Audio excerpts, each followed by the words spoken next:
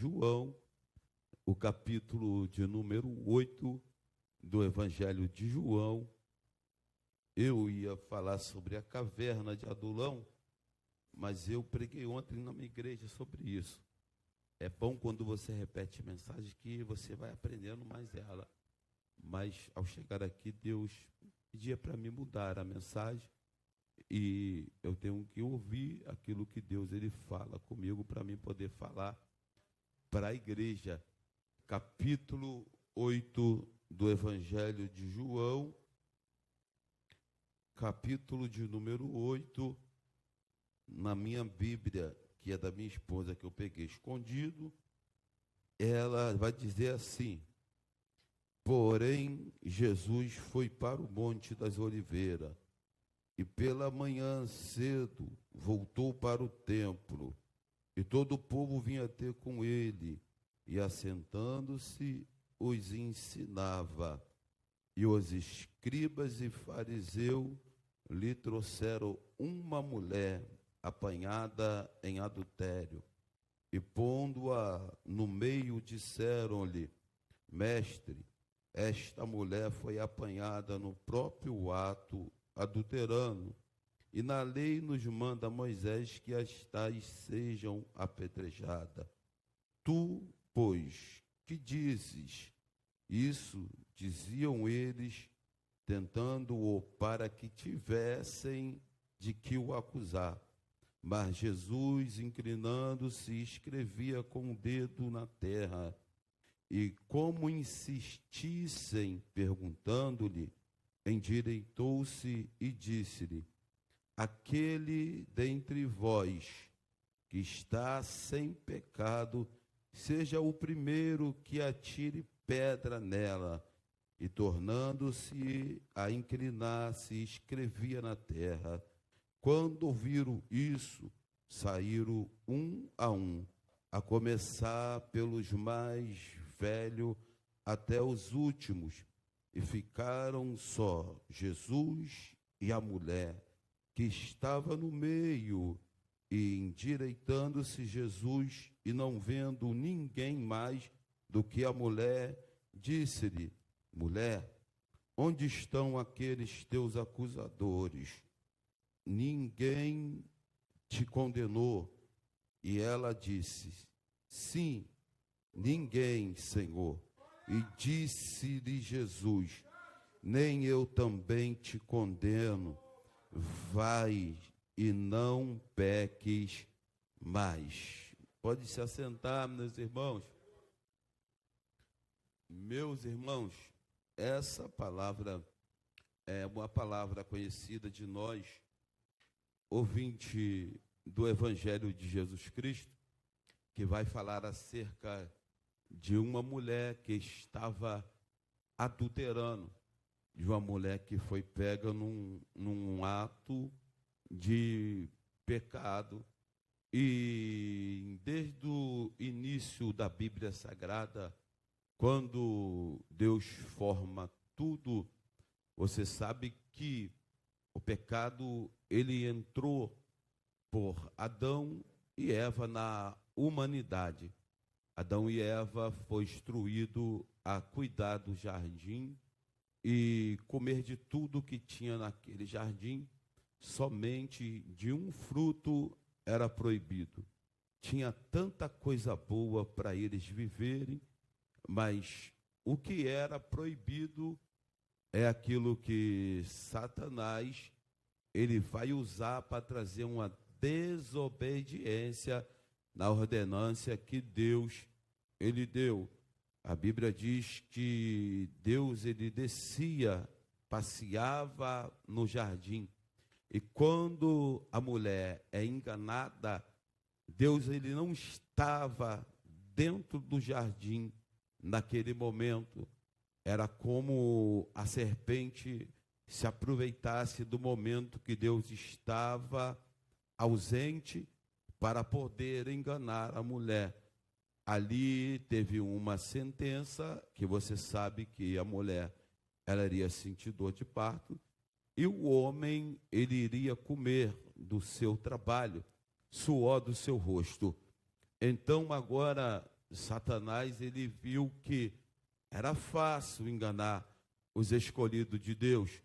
Era fácil ele pegar e derrubar a quem Deus dera ordem, a quem Deus levantara.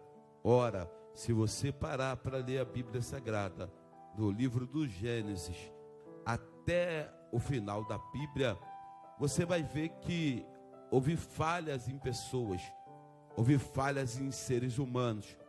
Uma das falhas que para mim, como ouvinte e leitor da Bíblia Sagrada, algumas vezes, foi a de Davi, que era o rei Davi, que foi o pecado dele com Betseba. E você sabe que mesmo Davi tendo cometido esse pecado, Deus, ele amou Davi.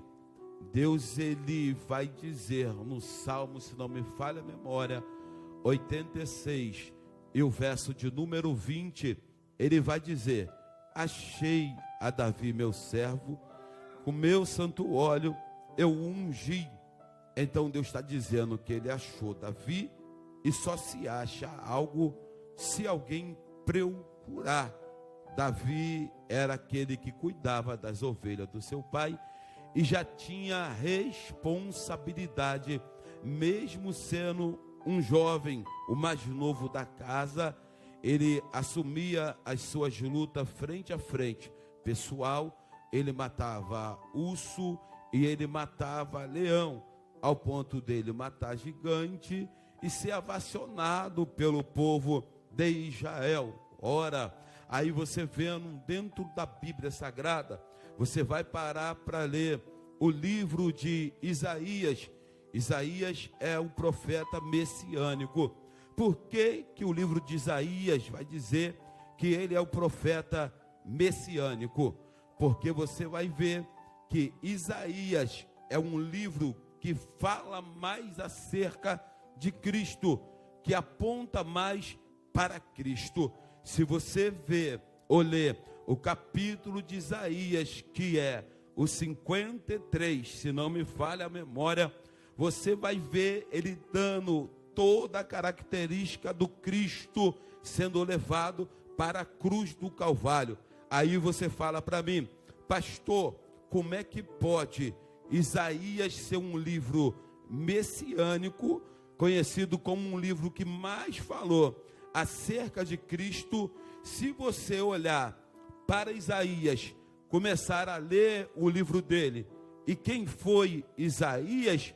Ele era sobrinho do rei Uzias, e Isaías, ele só vai ter uma mudança na sua vida a partir do capítulo de número 6. No capítulo de número 6 é onde que Isaías vai ter uma mudança. Até chegar o capítulo de número 6, ele é conhecido como um homem pecador. E tem outra, não dá para ele falar de Cristo, porque o lábio dele é impuro. Então, se você chegar até o capítulo 6, você vai falar: não dá para essa pessoa ser conhecida como profeta messiânico, porque olha a história de Isaías. Mas quando você vê Isaías dentro do templo, Isaías vendo coisas que ele nunca viu, e no ano de dificuldade que morreu seu tio, o rei Uzias, a Bíblia vai dizer que ele vê os serafins dentro do templo. A Bíblia diz que dentro desse templo tem fumaça, e a Bíblia diz que um desses serafins vai pegar uma brasa viva do altar, ou seja, uma brasa acesa, e com Atenaz ele vai tocar o lábio de Isaías e vai dizer para Isaías que as iniquidades dele está sendo perdoada e o pecado dele está sendo purificado. pecado. É dentro do templo, é uma visão que está acontecendo, é o sobrenatural para um homem de lábios impuro. Então tem gente que para ter uma mudança em sua vida, tem que ver alguma coisa sobrenatural dentro do templo. Só que o nosso Deus é sábio, ele é muito inteligente. Após Isaías sentir o toque nos lábios, ver essa visão, o próprio Deus agora vai dizer: a quem enviarei e quem há de ir por nós? Ele era um pecador até ser tocado. Depois que foi tocado, ele ouve um chamado pedindo alguém para se colocar na brecha. Ele vai dizer: eis-me aqui, envia-me a mim. É no mesmo dia que ele é tocado dentro do templo, é no mesmo dia que ele ouve o chamado dele e fala: me envia-me a mim. Ele era um pecador até ter um encontro dentro do templo. Pastor, mas tu leu de uma mulher pecadora. Foi, mas parafrasear isso contigo, eu tenho que vir falando de pecado e também de perdão. Então vamos lá, chegar no capítulo 8, para a gente poder dar glória a Deus. Segundo a Bíblia Sagrada, Jesus, ele vai para o Monte das Oliveiras. E o que é que tanto Jesus subir a monte? O que é que tanto Jesus, sendo Jesus, se separava? Por que é que ele buscava nos montes? Ora, irmão, eu gosto de buscar em monte. Tem dia que eu estou deitado na minha cama, 2 horas da manhã, eu escuto a voz de Deus mandando eu ir buscar, porque vai ter guerra que vai vir. Então eu já sei que vai ter guerra que vai vir. Eu vou para o monte para me humilhar, para me fortalecer os dias que essas guerras chegar até a mim. Porque se essas guerras chegarem até a mim e eu estiver fraco, eu posso desistir daquilo que Deus tem para minha e para a tua vida. Então a oração, ela fortalece o crente a encarar as dificuldades que virão sobre mim e sobre você. Se você tiver em oração, pode vir a luta que vier. O teu corpo quer parar, a tua mente quer parar, você quer desistir, mas você lembra e entende: tem alguém que eu estava buscando ontem que não vai me deixar só no meio desse processo. Então Jesus agora, ele vem pela manhã, desce do monte e entra para o templo. Fala para alguém: templo. Não, fala templo. Fala diferente, fala igreja. Fala, foi dentro da igreja. Fala, foi dentro da igreja. Foi dentro da igreja que Jesus entrou. Jesus entrou dentro da igreja após ter orado no monte. Só que a Bíblia Sagrada vai dizer que enquanto Jesus, eu imagino, faz sentido, está no monte orando, tem uma mulher que está vivendo uma vida em pecado. Tem uma mulher que está adulterando. Enquanto Jesus está orando, tem alguém adulterando, pecando. Olha para cá, essa mulher, ela foi pega no próprio ato adulterando. E na lei de Moisés dizia, sim, Moisés coloca a lei para ter ordem, senão tudo ia virar uma bagunça se não tem ordem. Então a Bíblia diz que na lei, se uma mulher ou um homem tivesse adulterando, eles fosse pego em flagrante, a lei de Moisés dava o direito, no mesmo momento, na mesma hora, os dois serem apedrejados. os dois serem mortos na mesma hora. Olha para cá e fala para alguém: era os dois. Era os dois, fala, era os dois.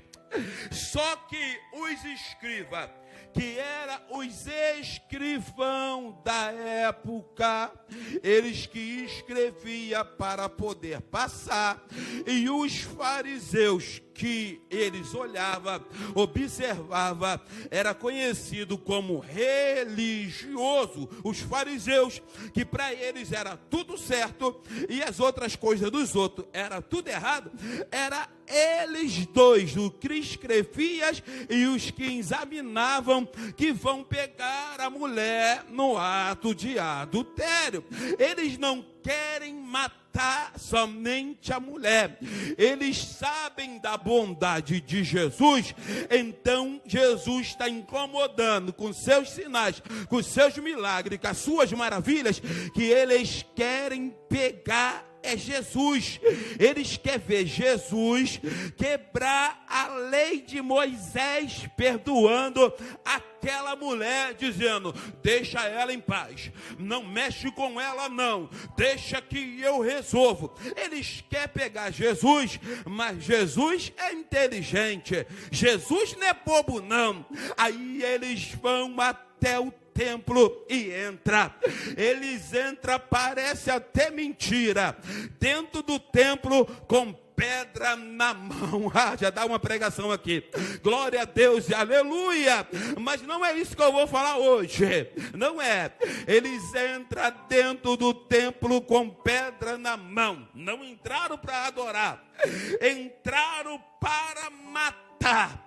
E dentro do templo não é lugar de morte, dentro do templo é lugar de vida. Aleluia, tá bom, glória a Deus e aleluia. Eu estou falando que aqui não é lugar de morte, aqui é lugar de vida, de vida, de vida, de vida, de vida, de vida, de vida, de vida. Eu vou pregar hoje até o teu glória a Deus ser maior do que a palavra gol do Brasil, gol do Adriano Silva, gol do pastor Adriano. Oh, glória a Deus, aleluia. Porque olha para cá, gente, eu sou brasileiro, sou vascaíno, doente, sofredor, porque eu aprendi que todo crente sofre, aleluia.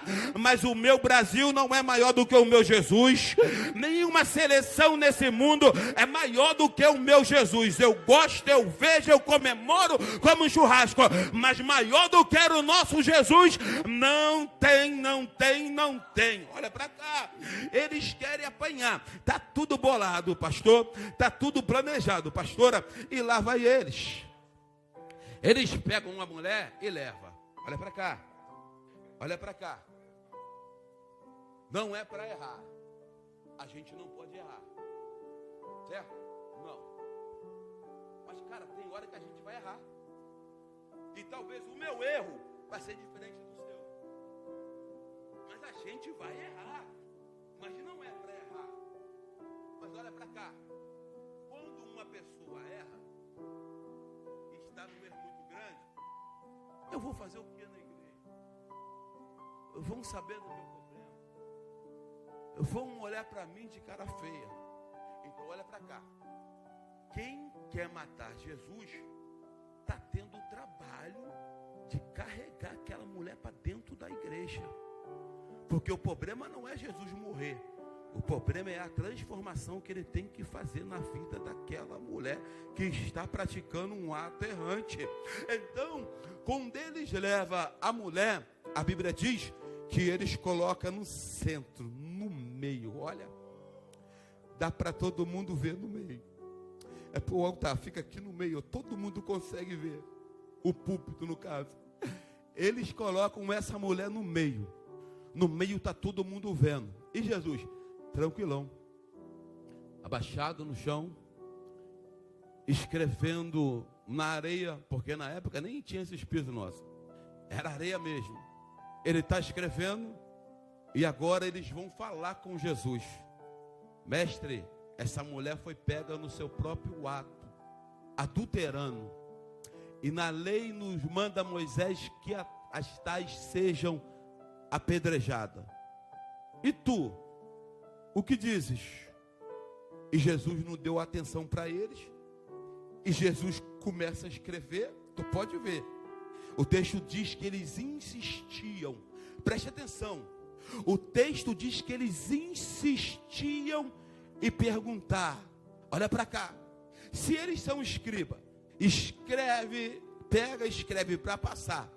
E se eles são os fariseus, são os conhecedores, se eles estão usando a lei para poder pegar aquela mulher, eles estão usando a lei de forma errada. Porque o que a lei fala é os dois. A lei não fala só a mulher. A lei não fala isso. A lei fala os dois. Então, se eles querem usar a lei, eles já estão dando brecha para Jesus entrar e fazer alguma coisa. Se ele chega com os dois ali, eles tinham 100% de razão. Eu estou falando do escriba, gente. Eu estou falando de fariseu. Eu estou falando que eles estão com pressa de tentar matar alguém. Aí Jesus se endireita e começa a escrever de novo. Agora Jesus vai falar, bem sábio. Ele não vai falar, faz o que vocês querem, não. Bem sábio, ele vai dizer: quem dentre vós está sem pecado, que atire a primeira pedra. Glória a Deus e aleluia. Agora que eu quero ver eles matar. Eles trouxeram para o templo para matar. Agora que eu quero ver. Gente, eu pesquisei, eu estudei, eu procurei saber. Eu falo, não, eu quero saber o que Jesus estava escrevendo. Ainda que eu não, eu quero saber. Não tem nada que vai me provar isso. Eu pesquisei, gente, e não tinha nada. Alguma coisa que diz que poderia ser. Então não é firme isso daqui que eu vou falar. Poderia ser. Para mim não trazer heresia para dentro da igreja. Que poderia ser. E naquele momento dizem que Jesus poderia estar escrevendo a lei de Moisés. Que a lei dizia 2. Outros dizem que Jesus poderia estar escrevendo o pecado deles, tipo assim: fulano ontem pecou escondido, fulano de tal pecou escondido. Eu já preguei dizendo que ele estava escrevendo uma nova história na vida da mulher. Então, se não tem um respaldo verdadeiro ali, eu posso conjecturar, e eu vou ficar com Jesus escrevendo a lei, escrevendo. A lei diz que é os dois. Agora, quem dentre vós está sem pecado, que atire a primeira pedra. Mata que eu quero ver. Mata que eu quero ver. Tira a vida que eu quero ver. Aleluia, glória a Deus. Oh, glória. E eu gosto disso, gente, que Jesus é muito sábio. Você pode dar um glória para Jesus? Jesus é muito inteligente. Você pode dar um aleluia para Jesus? Jesus é muito especial. Você pode dar um glória a Deus para Jesus? Jesus não vai discutir, não vai brigar com ninguém. Agora ele vai liberar a palavra. Quem dentre vós está sem pecado, atire a primeira pedra. Agora você quer ver? Glória a Deus, aleluia. Vai começar a sair, pastora Paula. Isso aqui eu gostei, que vai começar a sair dos mais velhos ao menor, os mais novos, ou seja, duas gerações, a geração mais velha e a geração seguindo exemplo delas, que é a mais nova. E agora eles vão começar a sair, e o barulho que se ouve é barulho de pedra caindo no chão, pedra caindo no chão, pedra caindo no chão, porque quem entra dentro da igreja para matar, Jesus faz sair, faz sair, faz sair, faz sair, faz sair, faz sair. Eu vim aqui como um profeta de Deus para a sua vida te dizer algo nesta noite de hoje: as pedradas do maligno não vão chegar até você. Dentro do templo é lugar de renovo, é lugar de livramento, é lugar de perdão, é lugar de proteção, é lugar de levantar quem está caído. Ninguém vai matar ninguém aqui, porque o nome, meu Deus do céu.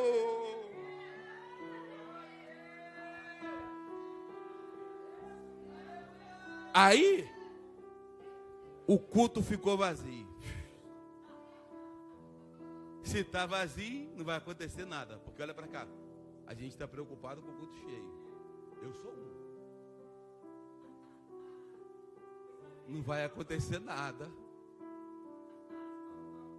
Tem hora que Deus faz sair pessoas só para começar a fazer milagre. A gente não entende não. Eu peguei um conselho aqui dessa igreja. O pastor Adriano, a gente comendo um negócio aí, um peixinho bem gostoso, meu Deus do céu. Aleluia. Glória a Deus. Que coisa maravilhosa, irmão. Aleluia. Aquilo é bom demais. Em um conselho, ele falou, a gente está focado em quem tem talento. E às vezes esquecemos quem está ali trabalhando todo dia. Está sendo fiel, chegando cedo, orando, limpando a igreja. E foi quando ele falou, cara, começa a ver o pessoal da tua igreja. Aqueles que têm compromisso. Vou te falar, irmão. O negócio funciona de verdade. Eu estava batendo cabeça com o obreiro. Porque se o obreiro tem um compromisso e ele chega atrasado, eu começava a passar mal. Sobe logo a pressão. Meu Deus do céu. Aí eu ia dirigir o culto. Como? Irado. O Espírito Santo ia descer? Só fosse me dar lapada. Ia descer? Gritava igual um louco. Eu já irado. Não tinha os caras, irmão. Presbítero, evangelista sem compromisso. Eu às vezes chego com a roupa toda suja no altar. Eu falei, meu Deus, o que é isso? Aí festividade. Eu trabalhando igual um louco. O rapaz abriu outra fábrica para cá, vai para lá, pastor, vai para cá. Eu falei, meu Deus, vou morrer trabalhando. Meu Jesus amado. E eu falei, eu tenho que fazer a festa da igreja, irmão. Não tem ninguém para me ajudar. Aí eu lembrei do conselho do pastor. Isso aqui é verdade, tá? Eu reuni todo mundo e eu falei, gente, me ajuda, por favor. Eu não quero obreiro, não. Eu quero pessoas voluntárias que querem ajudar a obra de Deus. Aí eu falei a situação, falei do meu cansaço, falei a minha história e falei, quem quer? Eu vi um monte de mão levantada. Nesse momento, desculpa, tá? Que é um monte de mão levantada, também é um monte de gente fazendo bico de cara feio. Irmão, vou falar para você. Eles fizeram tudo na festividade. Sabe o que é? Tudo.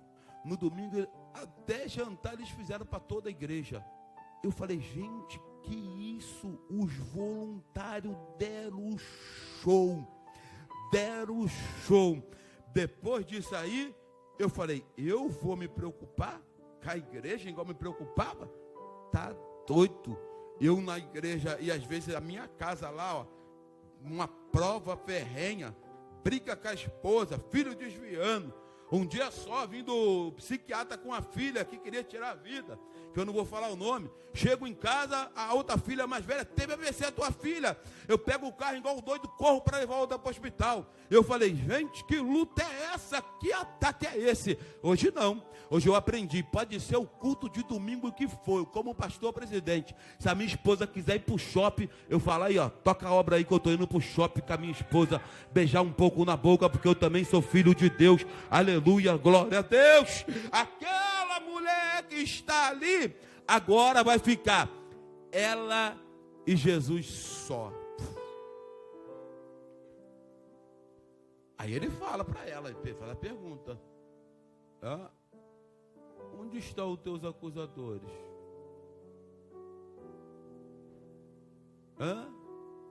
Ninguém te condenou, né? Eu também não te condeno. Parece só que ele está sendo bonzinho, né? Pô, Jesus não vai falar do meu pecado, não. Ele só vai me perdoar. Não, calma aí. Tem um negocinho aqui ainda para sair na palavra. Não, tá.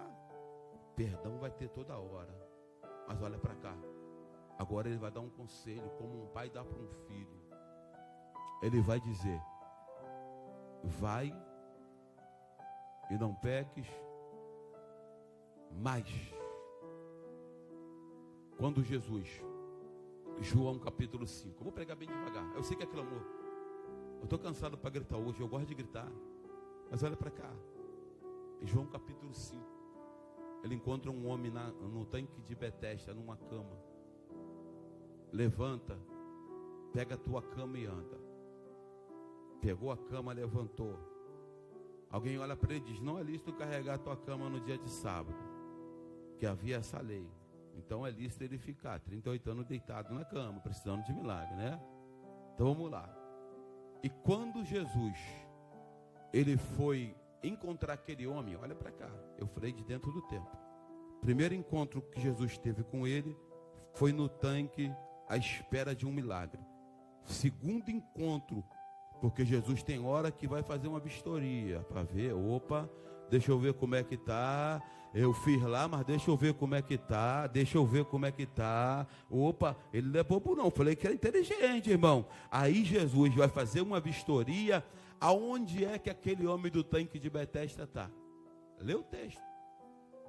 Dentro do templo.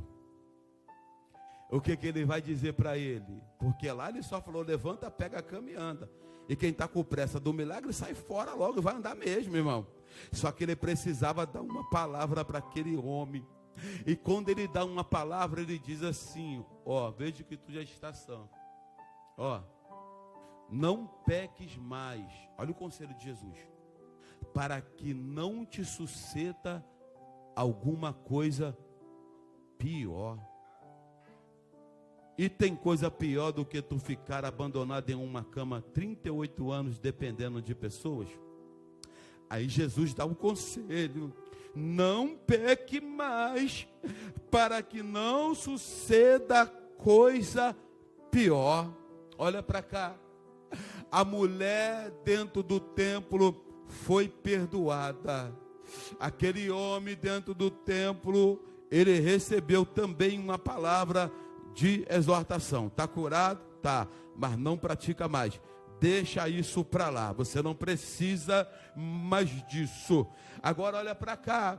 Dentro do templo, enquanto a mulher entra, Deus dera para ela um grande livramento. Glória a Deus e aleluia. Ainda bem que eles não trouxeram o homem junto, porque no caminho poderiam ter matado os dois.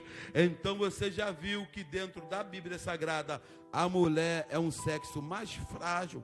A mulher às vezes é colocada muito mais na frente de uma batalha, até mesmo do que o homem. Você pode ver aqui, irmão, que a maioria dos ataques começa através das mulheres ou nela. Aqui Jesus liberou uma palavra para ela abençoada: não peques mais, vai e não peque mais. Talvez você queria ouvir o meu grito hoje. Eu não vou gritar hoje, mas eu vou te dar um conselho, uma palestra para a sua vida hoje. Você está dentro do templo, e eu não sei se alguém te trouxe por um convite ou se você entrou por causa da luta, mas eu tenho um conselho muito bom para te dar, muito bom mesmo, e vou terminar agora e te dizendo: as velhas práticas que fazia você correr o risco de morrer, está sendo perdoada hoje, mas não pratica mais. Se coloca de pé, em nome de Jesus, que eu quero orar pela sua vida, nesse exato momento. Glória a Deus e aleluia. As velhas práticas que você cometia estão sendo perdoadas hoje, mas pelo amor de Deus, não pratique mais, não faça mais, tenta dar o melhor, tenta ser o melhor. Eu falo na igreja qual eu sou pastor, eu falo: tem dia ou tem vez que você acha que tem que perdoar todo mundo. Faz reflexão: eu preciso perdoar fulano, eu preciso perdoar ciclano, eu preciso perdoar não sei quem, porque eu fiz mal, eu fiz alguma coisa, porque fizeram para mim. E eu te falo uma coisa: tem dia que você tem que se perdoar, aleluia, glória a Deus, porque tem dia que tu está querendo perdoar todo mundo, mas quando vai deitar, você não consegue se perdoar. O perdão que você precisa hoje, o nosso Jesus que está aqui no terceiro dia de clamor, está dizendo: recebe o meu perdão na sua vida, recebe o meu perdão na sua vida, recebe o meu perdão na sua vida, recebe o meu perdão na sua vida. Pastor, mas eu errei tanto, pastor, mas eu falei tanto, pastor, e agora eu vou ser julgado, condenado, que eu vou ser. Não! Dentro do templo o nosso Jesus está, e aqui é lugar de perdão, aqui é lugar de milagre, aqui é lugar de cura e transformação. Recebe o perdão dele na tua vida, vai. Recebe o perdão dele na tua vida, vai. Recebe o perdão dele na tua vida, vai. Fecha os teus olhos aí aonde está. Faz uma reflexão da sua vida, porque eu não sei e tu também não sabe de mim. Então aqui ninguém sabe de ninguém, e Cristo sabe de tudo. Então vamos orar agora em silêncio. Glória a Deus, aleluia. Deus, tu é o Pai, tu não é padrasto, tu é o amor e fogo consumidor. Pai, tu veio também trazer espada, eu sei, Senhor, mas a sua misericórdia, ela é infinita, Senhor. E muitas das vezes, Pai, o Satanás, o adversário da minha alma, ele tenta, Pai querido, Pai amado, jogar um jugo pesado sobre algum erro que eu cometi, Senhor, só para mim não voltar a ser o que eu era. Porque ele sabe, Pai querido, Pai amado, quando a igreja está com a corda toda em mais um rolo, é prejuízo para ele, ó Senhor da glória. A igreja entra dentro do centro de umbanda, de quimbanda, de candomblé, do que for, não para criticar ninguém, mas a gente entra para apresentar um Cristo. A igreja vai dentro da boca de fumo na favela, comando, não comando, milícia, não milícia, polícia, não polícia. A igreja, ela entra em qualquer lugar. Tem área que governo, prefeito, presidente não entra, a igreja entra. E a gente não entra de carro forte, de helicóptero, não. A gente entra de chinela havaiana, todo o pé empoeirado, com a Bíblia na mão, dizendo que o nosso Jesus, ele é poderoso para mudar, para transformar. Ele é poderoso para poder fazer. Ele é poderoso para curar.